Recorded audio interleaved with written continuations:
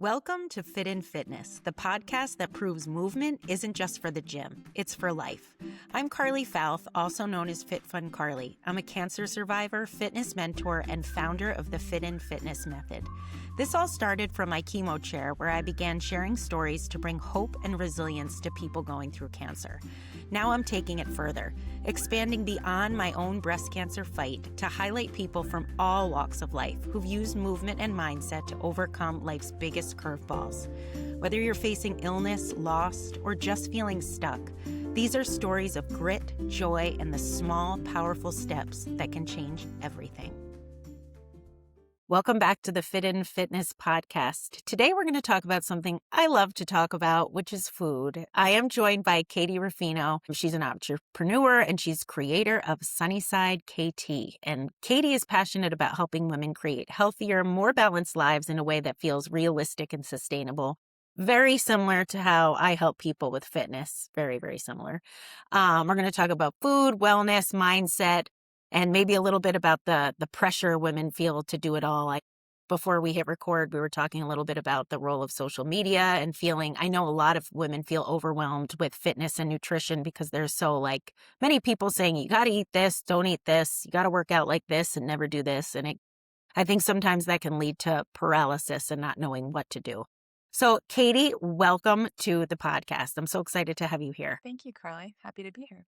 So what do you think, let's start off right off the bat. What do you think most people get wrong about the term healthy eating? Because that can mean a lot of things. It can. And unfortunately, and fortunately, I guess, we have access to so much information nowadays.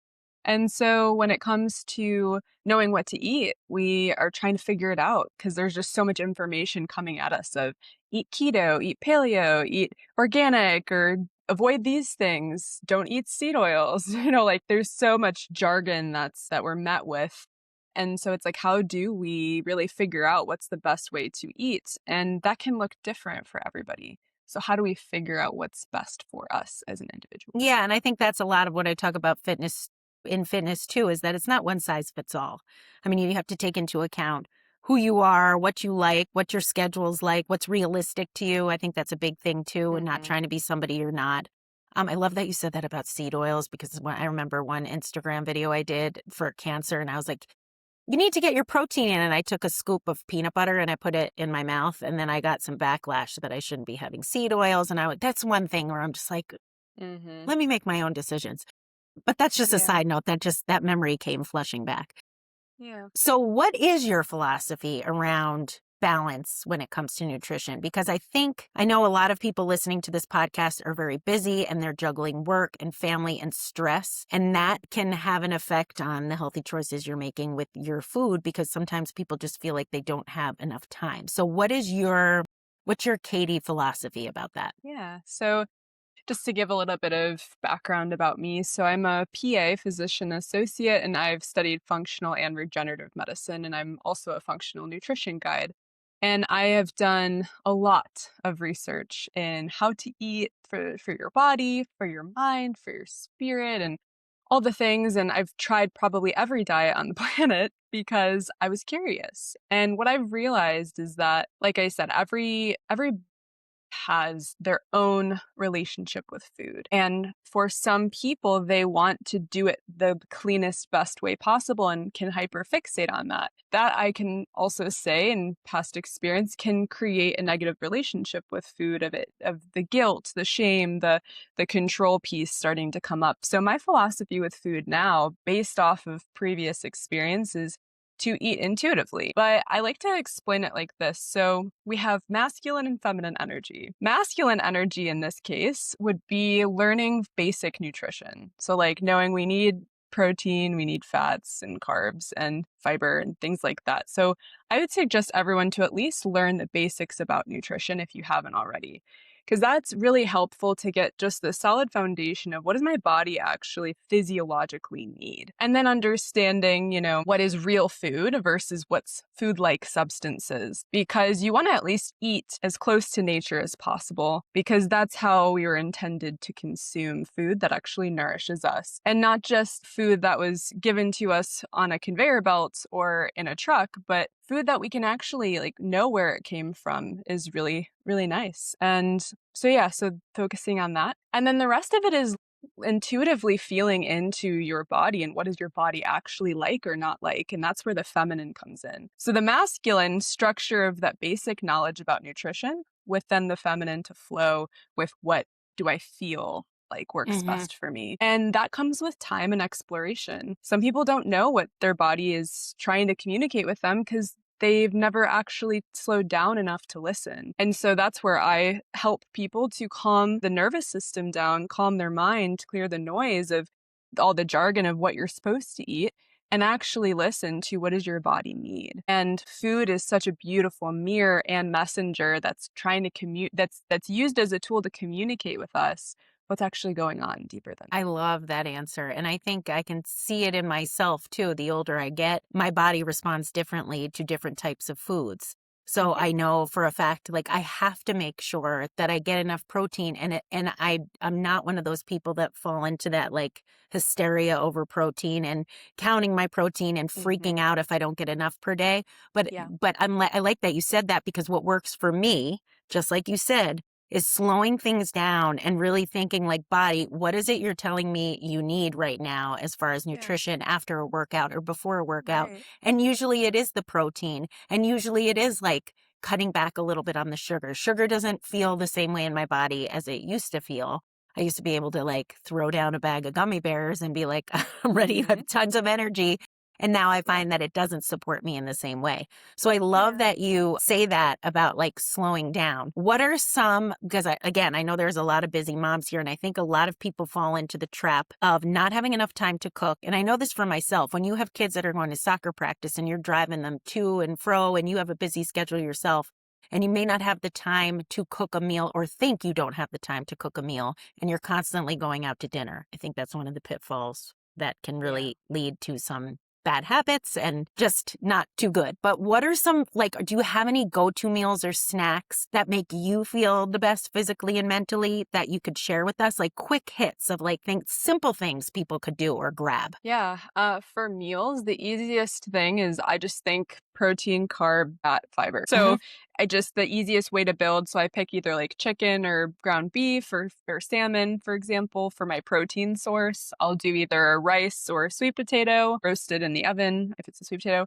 And then I think of a veggie. So like zucchini, green beans, salad, it's just simple. And I maybe will throw a little bit of avocado on there and I'll Hmm. season with salt, pepper, and herbs. It is the most basic. And I think that most people think that cooking is hard because they have to overcomplicate it with, oh, this recipe is going to take me so long and there's so many steps. Real healthy food is simple. And Hmm. I think it's about the quality of what you're eating rather than, trying to make it like Instagrammable and thinking you have to do it, right. And so that's been a go-to meal for me. I feel nourished, I feel balanced, and I've learned that I can enjoy the simple meals because of that if I use good quality ingredients. And you think about like when I go abroad, when I'm traveling abroad in Europe, or I'm reading a cookbook or about a recipe that a famous chef really loves. Most of the time, it is really focusing on the ingredients and not all the added things. So making sure things are in season and very minimal added ingredients, and then Mhm. it's like mind-bogglingly good. And I know I've said this on other podcasts too. I love to go to Denmark because that's where my family's from, and the best example I can give of that is in June when their potatoes and strawberries are growing. And you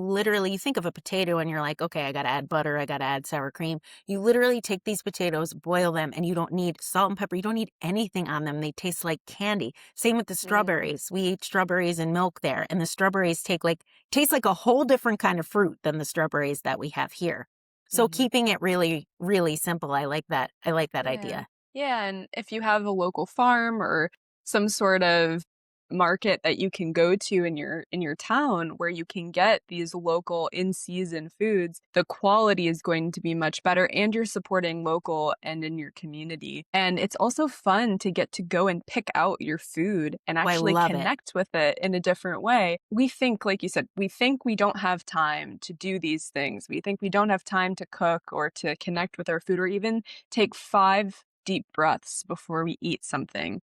But that's the illusion, and it's if you're rushing in your life with food, where else in your life are you rushing and not taking the time to appreciate where your feet are? And Mm, so food, if you're rushing with food, it's a great mirror for asking yourself, am I rushing through life? And how can I slow down in my meal time so that way I can slow down in every aspect of my life and actually savor it? I love that because it is so true. I'm just thinking as you're saying that, I'm thinking of myself every time I'm sitting down to a meal and I'm rushing. It's usually a reflection of I'm rushing through everything that day. And if I could just slow down and savor the thing that I'm eating, it would probably calm my nervous system for all the other things. Food, like you said, is something to be enjoyed because it's a way to show love. It's a way to learn about a culture. That's why I'm so Yeah, obsessed about food. yeah, So we, yeah. oh yeah, go ahead. No, what were you Oh, going to add something? yeah, well, I was just gonna say, like, food is a blessing, and it's Mm-hmm. we are what we consume, and so if we are taking the time and appreciation and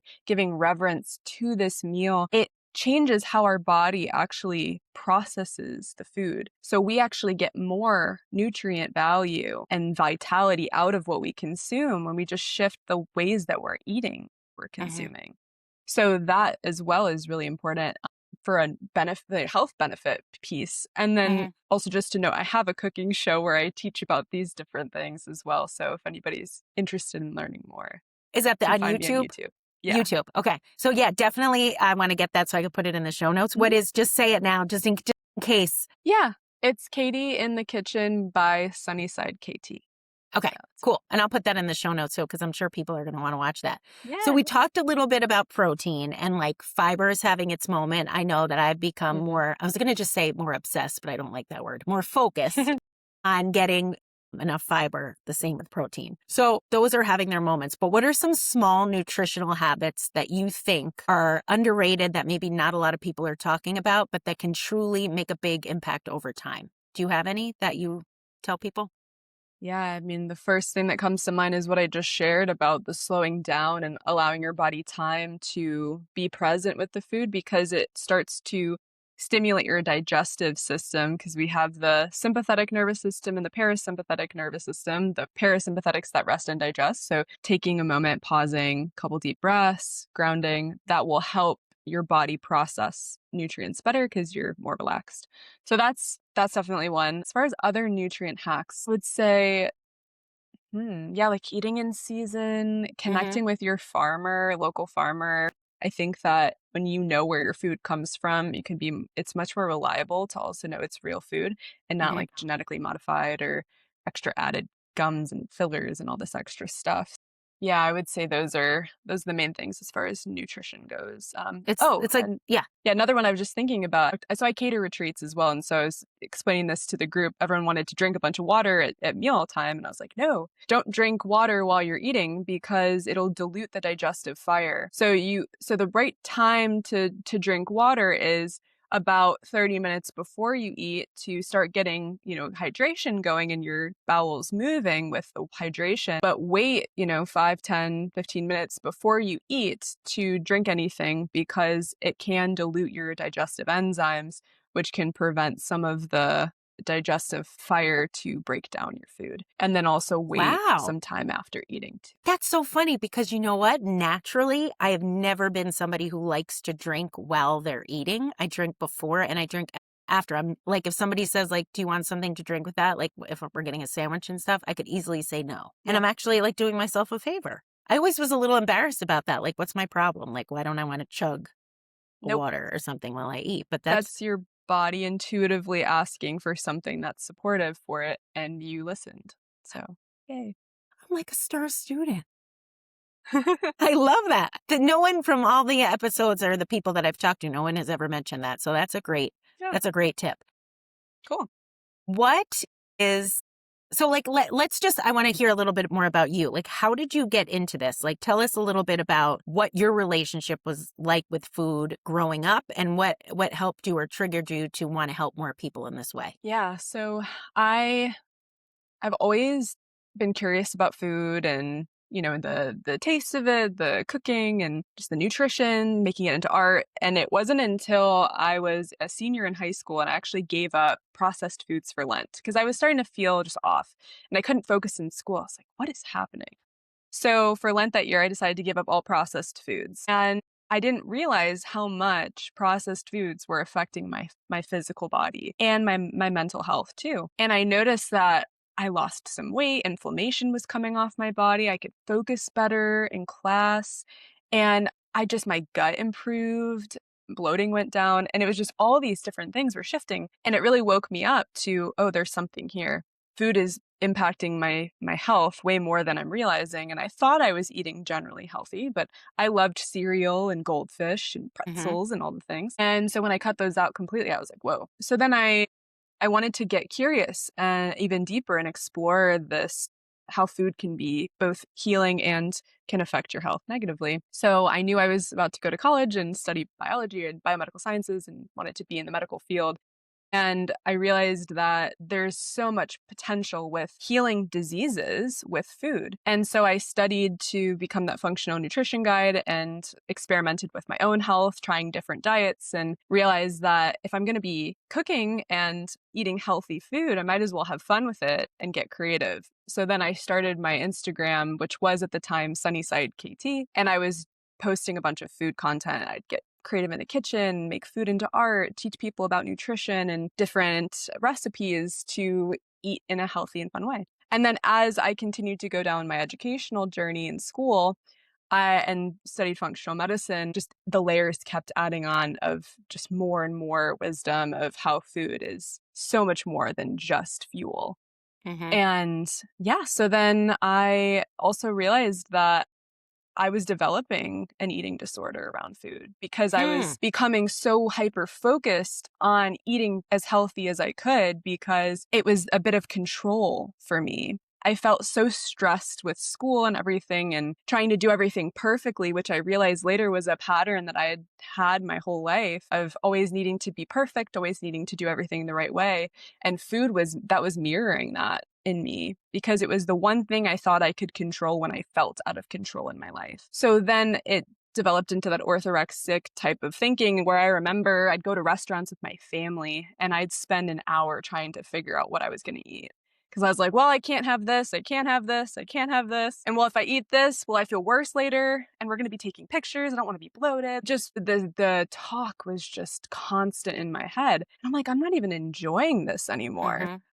And what's healthier? Is it eating the healthy food that I think is going to make me feel good? Or is it, changing my mindset?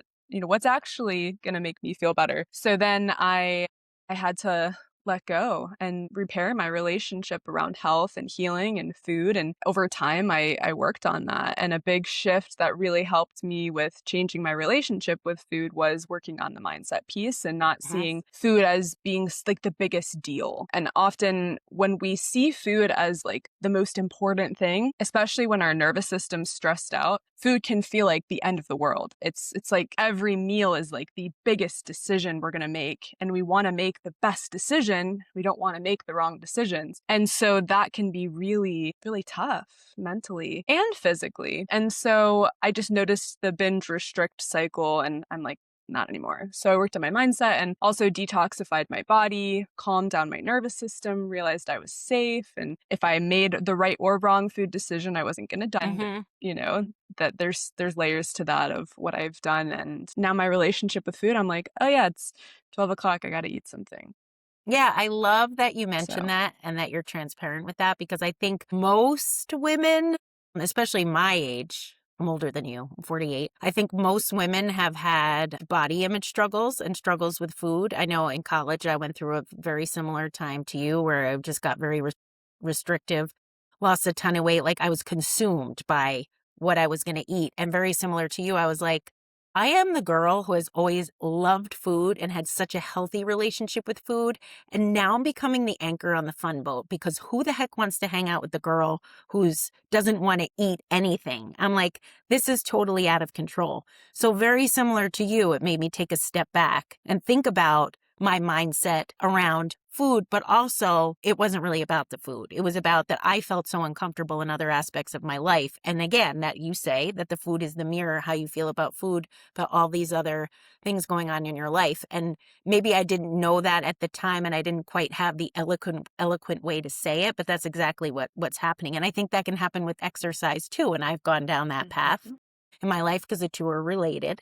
It's like you deal with the food issue. And then if you're somebody who has that kind of mindset, it could turn into exercise. And again, thinking about exercise the same way you do about food is you don't want it to take over your life. Again, you don't want to be the anchor on the fun boat on the vacation who's like going to the gym 6 hours and can't have fun. There has to be a balance. So you have to Yeah. really do that deep work of figuring out why you are thinking about the things you're thinking about like that. And like you said, it's like taking a step back and looking at the big picture. So I applaud you. Yeah. I always really like when people can be honest and open about why they do what they do. I am too. I think Yeah. that's really important. So because there are so many women struggling with weight and body image and exercise and this and that and the other thing. But this is nice that there is hope and you have such a nice approach to food. So Yeah. Thank yeah, you.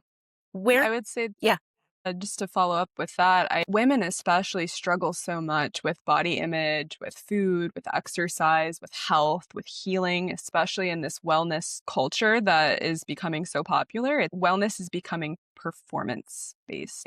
We're performing wellness. So if I eat the right things, if I look the right way, then I'll be loved and accepted and all the things that our inner child actually wants. But if we aren't in that healthy relationship with ourselves, that can be a slippery slope. And hmm so that's why I'm so passionate about the work that I do, is through coaching and helping women through my courses, through my one-on-one training, groups, things like that, to help us refine our relationship with ourselves and with nourishment, because it's a lifestyle shift. It's changing the way you see yourself and you see the world. And food is one aspect, and so is exercise and all these things. So I it love that. really is broad spectrum. Very broad. So you and I need to work hand in hand to help everybody. Like Let's do just it. to get, yeah, I love that. So where can people reach you? How can people get in touch with you? I know you just said your cooking channel, which I will put in the show notes, but where else can people reach you? How, if they want to work with you? Yeah, so the best way to stay in touch with me is through my Instagram. It'll be linked below in the description, as well as my website. I'll be updating about my programs and offerings, and also traveling and lifestyle stuff, which is really fun. So those are the best ways to connect with me. And I have a link tree in my Instagram bio that has other things like my Substack and all that good Awesome. stuff. Awesome. Well, Katie, it was so nice talking to you. I always meet the You nicest too. people. I say that every podcast. I'm like, oh, I have a new friend. I have a new friend. So I wish you continued success. I mean, I love what you're Thank doing. I you. love your message. I hope everybody listening here reaches out to you. If anybody's struggling, I feel like you'd Yeah, be a very please. inspirational person and a good resource. So thank Thank you you for so joining much. me. Thank you.